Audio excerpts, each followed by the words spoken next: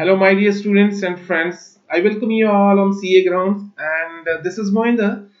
Today, we will discuss a very small topic and very interesting topic, which is applicable for the commerce students and 11 students. Everywhere, first of all, you should know the basic concept about the definition. So, आज हमारा topic है हम दो चीजें study करने वाले हैं. Number one is meaning of company and the types of the company. Meaning of company हम वैसे तो जानते हैं, हम लोग काम करते हैं, ऑर्गेनाइजेशन में काम करते हैं, आपके पेरेंट्स काम करते हैं, whether it is government, whether it is private, और ये सारी की सारी चीजें जो है आपको क्लियर है. ठीक है, बट सर एग्जाम में ऐसे तो नहीं लिख पाओगे ना, जब तक आपको उस चीज का समझ नहीं होगी, उसको क्लैरिटी नहीं होगी उस बेसिक्स पे, तो आप कैसे लिख पाओगे. एग्जामिनर को भी कुछ समझ नहीं आएगा. ठीक है, तो हम बात करते हैं सबसे पहले meaning of company. As a form of organization, the word company implies a group of people. बहुत इजी है. ये group of people who voluntarily agree to form a company. ऐसे कुछ लोग इकट्ठे हो जाते हैं अपनी मर्जी से और बोलते हैं कि हमने कंपनी बनानी है, तो वो कंपनी बन जाती है. ठीक, उसको कंपनी बोलते हैं. और चाहे वो फिर फैमिली के मेंबर्स हो या फिर जो है किसी दोस्त आपके हो या फिर कोई और आपके नोन में हो, या अगर वो बोलते हैं कंपनी बनानी, तो इस तरह से बन जाती है. ठीक है, लेकिन अगर हम इसकी बात करें, however, in law, company is termed as company which is formed and incorporated under the Company Act. ऐसी कोई कंपनी जो इनकॉर्पोरेट की जाती है कंपनी एक्ट 2013, एंड इसके साथ ये बहुत इंपॉर्टेंट है, एंड और एन एग्जिस्टिंग फॉर्म्ड और रजिस्टर्ड और एनी अदर प्रीवियस लॉ. ऐसी कोई कंपनी जो कंपनी एक्ट 2013 के अंदर जो है इनकॉर्पोरेट की जाती है, और या कोई कंपनी जो पहले इनकॉर्पोरेट हो चुकी है under any previous law. Okay, उसको भी हम लोग कंपनी ही कहेंगे. अगर हम इस डेफिनेशन के बारे में कुछ समझें तो ये बोलती है, as per the definition of law, there must be a group of people who agree to form a company. ठीक है, सही बात है. अभी अगर आप पर्सन ही नहीं होंगे तो उसमें कंपनी बन नहीं पाएगा. कि there must be a people होने ही चाहिए to form a company under the law. Once जब ये कंपनी बन जाती है, it becomes a separate legal entity. आपको पता है कंपनी का अलग से एक एग्जिस्टेंस होता है, एक आर्टिफिशियल पर्सन होता है. वो कंपनी जो एक आर्टिफिशियल पर्सन दिखता तो नहीं है, लेकिन वो उसका खुद में एग्जिस्टेंस रहता है. उसका परपेचुअल सक्सेशन होता है. परपेचुअल सक्सेशन का मतलब होता है किसी के उसको आने जाने से कोई फर्क नहीं पड़ता, किसी के डेथ से उसको कोई फर्क नहीं पड़ता, किसी के बाहर जाने से कोई फर्क नहीं पड़ता. Company still will be alive. So and it works on the, खुद के नाम पे काम करती है, कॉमन सील पे काम करती है, और इसके it does not effect to the change of any members. तो आई होप कि आपको जनरल अगर बात में करूं तो कंपनी का मतलब समझ हो गया. ऐसी कोई कंपनी जो कंपनी एक्ट 2013 में रजिस्टर्ड हुई है या इनकॉर्पोरेट हुई है या एनी कोई प्रीवियस लॉ में इनकॉर्पोरेट हुई है, उसको हम लोग कंपनी बोलेंगे. और डेफिनेशन से ये निकल के आता है कि अगर कोई कंपनी बनाना चाहते हैं तो there must be a group of people who agrees to voluntarily agrees to make an organization. और जब इसका फॉर्म हो जाता है तो ये अपने नाम पे काम करते हैं, उसके अपने नाम पे काम करती है, अब अपने नाम से केस लड़ सकती है और लीगल एंटिटी बन जाती है. ओके, और ये अपने नाम पे, और इसके कॉमन सील इसका यूज होता है, और इसके कंपनी में किसी के आने जाने से it does not affect anyone in the company, के आने जाने से कोई फर्क नहीं पड़ता. ओके, अब सबसे पहले सर हम लोग टाइप्स ऑफ कंपनी में पढ़ लेते हैं. हम टोटल जो है इसमें कंपनीज के 10 टाइप्स होते हैं. Are you amazing? Yes you should, because हम तो कभी सीधा यही बोलते हैं कंपनी है. अरे कंपनी क्या है, कौन सी कंपनी है, प्राइवेट लिमिटेड है, गवर्नमेंट कंपनी है, स्टैट्यूटरी कंपनी है, होल्डिंग कंपनी है, सब्सिडियरी कंपनी है, these are all kinds of the company. क्योंकि हम तो सीधा बोल देते हैं, लेकिन सर आप एग्जाम में ऐसे नहीं लिख सकते. आप एग्जाम में आपको तो बताना ही पड़ेगा कि सर ये क्या कंपनी होती है. और टाइप्स ऑफ कंपनी की अगर मैं बात करूं तो सबसे पहले हम लोग गवर्नमेंट कंपनी की बात. गवर्नमेंट कंपनी कौन सी होती है, इन ये जो 12 आपके टाइप्स है कंपनी के, ये हम लोग स्टडी करेंगे. बहुत छोटी छोटी इसकी डेफिनेशन होगी, बहुत आपको मीनिंग में समझा के मैं आपको रहूंगा, और आपको एग्जाम क्लियर करना है. क्योंकि you must proud yourself or to the government that they have decided to increase the extension of date of exam for the May 2022 June 2022. सो पहले अब जो एग्जाम की डेट है वो आपको आपको एक महीना और मिल गया है। इसमें क्या होगा कि आपको अपने स्टडी के लिए एक महीना और बहुत बढ़िया से आप जो है स्टडी कर सकते हैं, and you have to crack your foundation exam at on one spot. Okay, और अब जो आपकी है एग्जाम की डेट है वो आपको 24th of June, 26th of June, 28th of June and 30th of June 2022 को आपके 4 पेपर कंप्लीट हो जाएंगे और उसके बाद आपका एग्जाम हो जाएंगे, and there you will be able to start your journey towards the excellence, a great course that is chartered accountancy course. So I hope you people will become a chartered accountant one day and you will get the joy of everything in your life. So let's come to the point. First of all, government company, foreign company, private company, public company, one person company, because अभी आपको बता दो एक one person company and small company, listed company, unlisted unlimited company, company limited by shares, company limited by guarantee, holding company, subsidiary company. अब देखिए कितनी सारी company, these are total 12 types of company. So जब पहले आपका कंपनियां companies act 1956 में registered होती थी तो बहुत सारी चीजें इसमें नहीं थी। तो जब ये कंपनी एक्ट 2013 बन के तैयार हुआ तो इसमें बहुत सारी चीजें जो है मॉडिफाई की गई हैं और उसमें बहुत सारी सेक्शंस को जो है एडिशन जो है किया गया है। अब हम एक एक करके इन सब का जो है स्टडी करने वाले हैं और आपको ज्यादा अपसेट होने की जरूरत नहीं है क्योंकि बहुत इजी है। फिर भी अगर कोई आपको जो है टॉपिक जो है आपको टफ लगता है तो प्लीज आप मुझे बताइए, आई विल रिप्लाई, एंड आपको तो एग्जाम क्लियर करना ही है। अब देखिए गवर्नमेंट कंपनी कौन सी होती है अकॉर्डिंग टू सेक्शन, क्योंकि अगर आप एग्जाम में ये सेक्शन लिख पाते हैं तो it is well and good, you will get good marks compare to the other student who do not write the section. If you write your section along with the answer, definitely your answer will be appreciated and you will get a little bit high marks compared to the other students, right? अभी हम बात according to section 245 और the company act 2013, company act की section 2 में 45 sub section से अगर बात करें तो गवर्नमेंट कंपनी में इन विच लेस देन, गवर्नमेंट कंपनी उसको बोलेंगे जिसका 51% से नीचे का शेयर सेंट्रल गवर्नमेंट का नहीं हो। ओके, हम ऐसी कंपनी को हम लोग जो है गवर्नमेंट कंपनी बोलेंगे जिसका 51% से पेड अप कैपिटल जो है लेस नहीं हो। इस ओके 51 तो होना ही चाहिए, 51 तभी उस कंपनी को गवर्नमेंट कंपनी बोलेंगे, अदरवाइज कंपनी को गवर्नमेंट कंपनी नहीं बोलेंगे हम लोग, ठीक है। और जिसमें 51 गवर्नमेंट का, स्टेट गवर्नमेंट का includes company in which subsidiary company. Okay, तो ऐसी कंपनी को हम लोग गवर्नमेंट कंपनी बोलेंगे। अब स्टैट्यूटरी कंपनी कौन सी होती है? Statutory company, these company constitute, statutory company are those company which are formed by a special act by the parliament और स्टेट लेजिस्लेटिव। ओके, सो ऐसी कंपनियां के जो रूल्स होते हैं वो स्पेशल एक्ट के लिए जो है बनाया जाता है। रिजर्व बैंक ऑफ इंडिया इसके लिए ये जो है एक गवर्नमेंट कंपनी है, इसको गवर्नमेंट कंपनी बोलते हैं और इसकी जो है रूल्स हैं वो उसके स्पेशल एक्ट के अकॉर्डिंग जो है चलते हैं, ठीक है। इसके स्पेशल एक्ट जो एप्लीकेबल होता है इनके ऊपर, ठीक है। Its purpose to provide the public service, इसका पर्पस जो होता है पब्लिक को सर्विस प्रोवाइड करना होता है जनरली। ओके, दूसरा पॉइंट सर आपके पास आता है foreign company. Foreign company are those company which are incorporated outside India and their existence in India. Section 2 subsection 42 of company act 2013 it says that कि ऐसी कोई कंपनी जो कि फॉरेन में इनकॉर्पोरेट हुई है लेकिन इंडिया में उसका ब्रांच ऑफिस है, लेट्स से कि ABC limited is incorporated in UK and their existence there is work branch office in Bangalore, that is called as that is foreign company.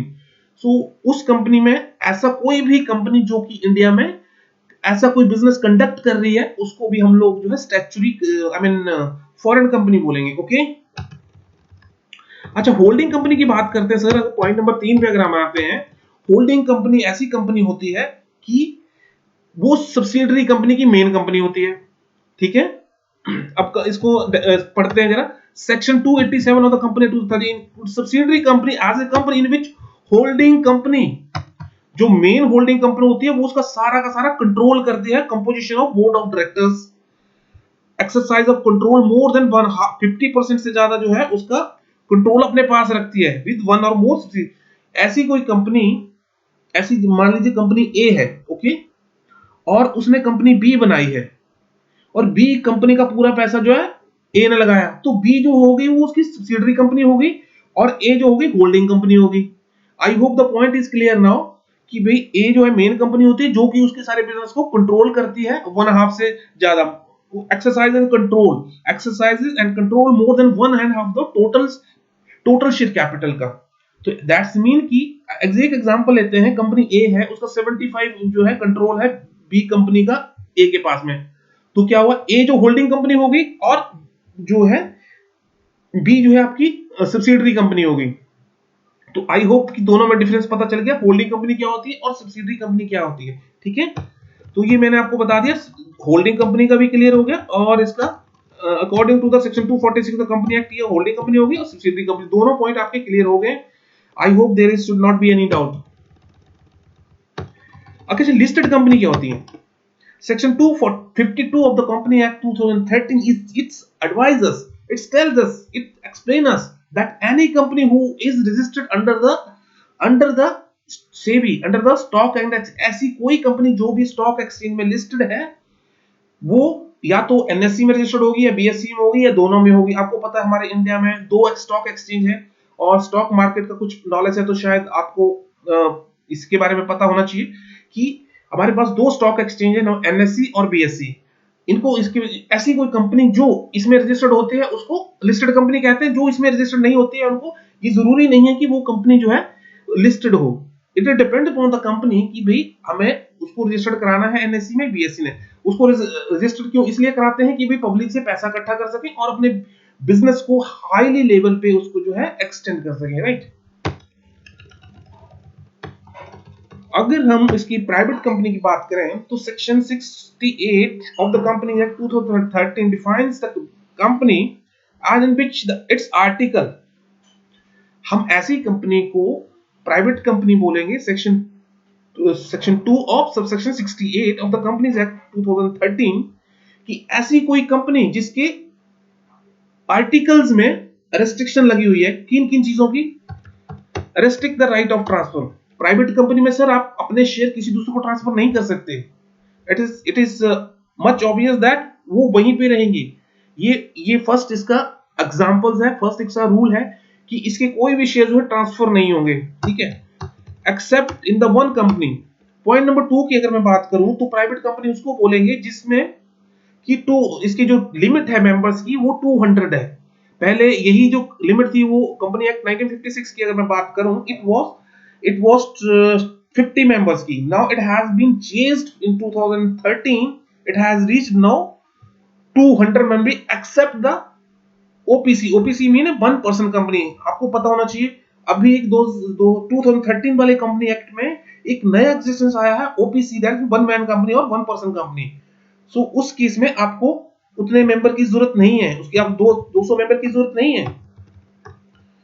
और अगर मैं इसके one or two person who earn the whole seat, अच्छा, provided that where 2 or more person hold, जैसे कि 2 person jointly अगर कोई जो है एक या एक से ज्यादा शेयर जो है ज्वाइंटली होल्ड करते हैं तो वो सिंगल ही मेंबर माना जाएगा। ये इंपॉर्टेंट पॉइंट नोट करने वाला है। और इसमें मिनिमम मेंबर्स हैं, मिनिमम डायरेक्टर प्राइवेट लिमिटेड के लिए 2 डायरेक्टर की जरूरत होती है और इसके नाम के साथ में प्राइवेट लिमिटेड लिखना मैंडेटरी होता है, ठीक है। उसके बाद जब आप कंपनी बनाते हैं तो इसकी जो है मिनिमम कैपिटल जो है 1 लाख जो है, इसके लिए आपको 1 लाख की कैपिटल की जरूरत होती है, तभी आपकी कंपनी जो है रजिस्टर्ड हो पाएगी as a private limited company.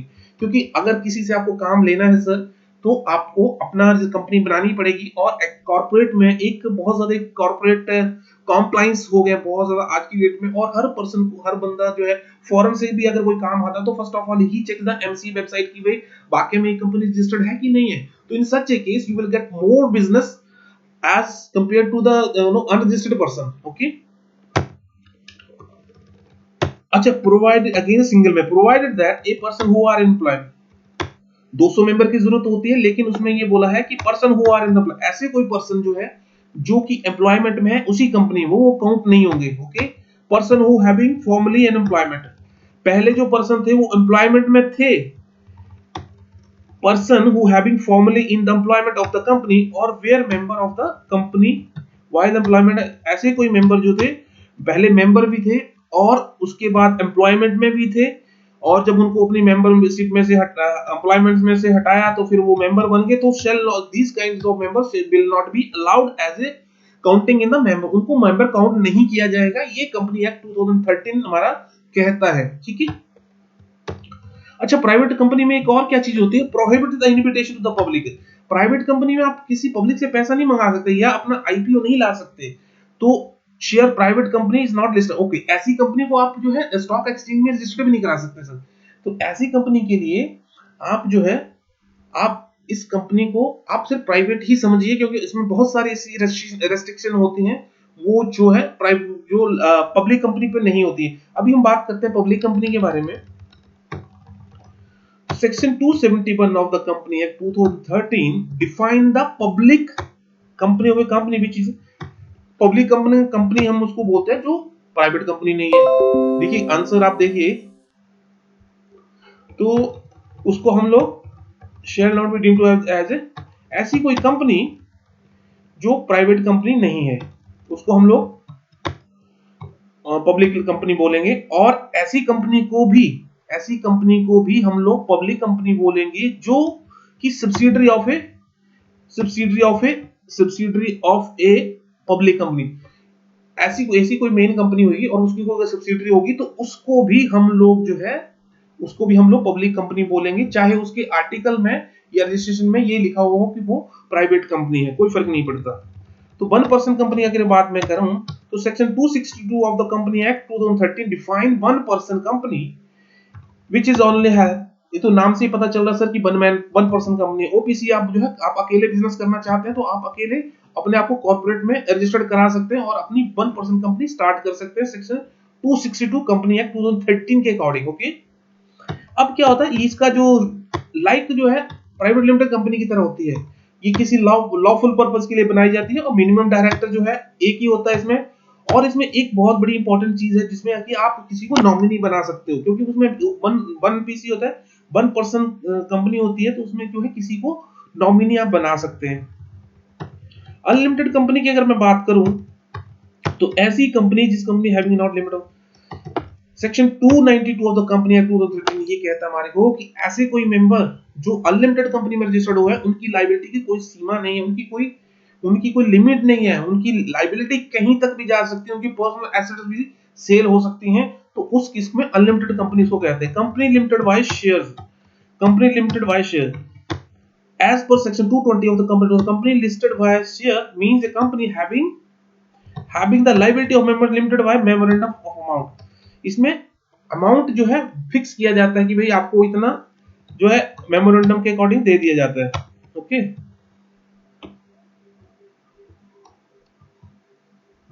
उसकी अगर हम बात करते हैं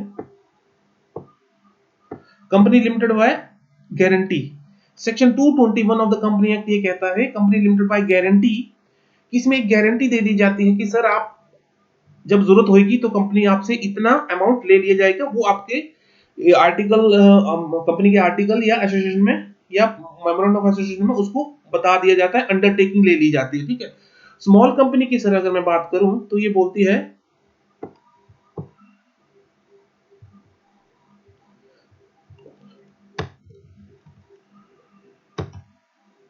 small company section 285 of the company act 2013, small company means the company other than public से, मतलब पब्लिक कंपनी से अलग है वो, और जिसकी पेड अप शेयर कैपिटल है 50 लाख से ज्यादा नहीं होगी। ठीक है, और मैक्सिमम इसको जो है 10 करोड़ जो है बढ़ाया जा सकता है, वो भी किसी प्रोविजंस के किसी सेक्शन के अंदर, इससे ज्यादा नहीं होगी, वो स्मॉल कंपनी रजिस्टर्ड नहीं मानी जाएगी। नहीं तो उसके जो प्रीवियस फाइनेंशियल ईयर है उसकी जो प्रॉफिट एंड लॉस है वो 2 करोड़ से ज्यादा नहीं होना चाहिए, और